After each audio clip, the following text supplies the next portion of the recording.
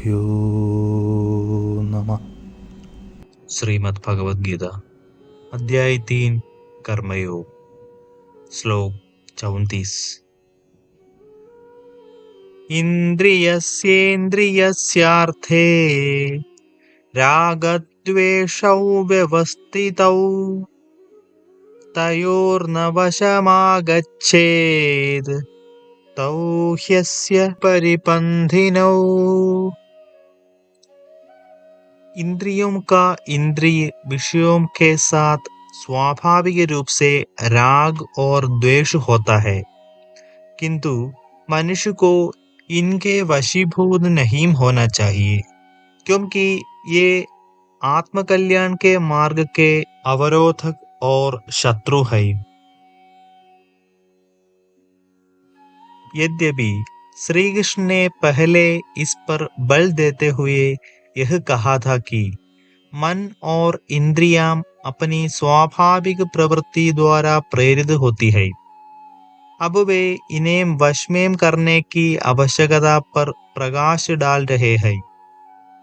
जब तक हमारा भौतिक शरीर हमारे साथ है, तब तक उसकी देखभाल के लिए हमें इंद्रियों के विषयों का भोग करना पड़ता है।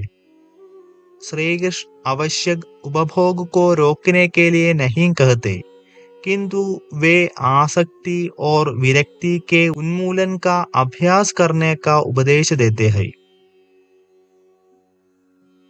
पूर्व जन्म के संस्कारों का सभी मनुष्यों के जीवन पर निश्चित रूप से गहन प्रभाव पड़ता है, लेकिन यदि हम श्रीमद् भगवद गीता द्वारा सिखाई गई विधि का अभ्यास करते हैं, तब हम अपनी दशा को सुधारने में सबल हो सकते हैं।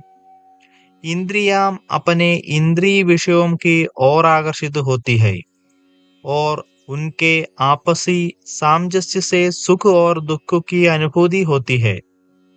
जिह्वा स्वादिष्ट व्यंजनों का स्वाद चखने की आदि होती है और कटुआ स्वाद उसे पसंद नहीं आता।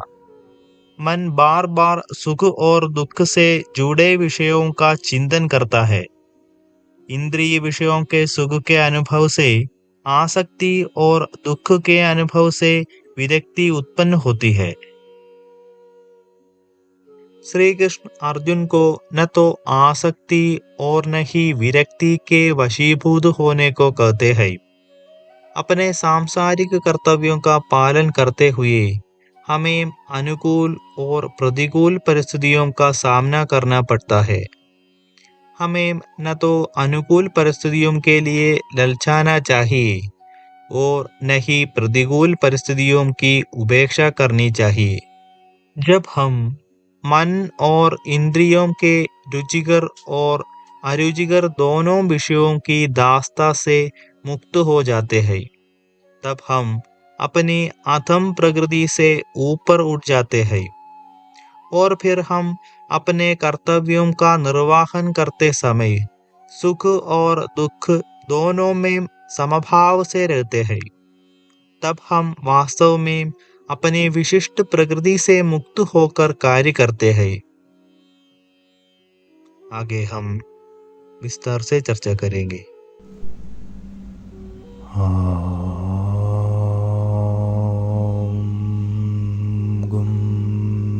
गुरुभ्यो नमः।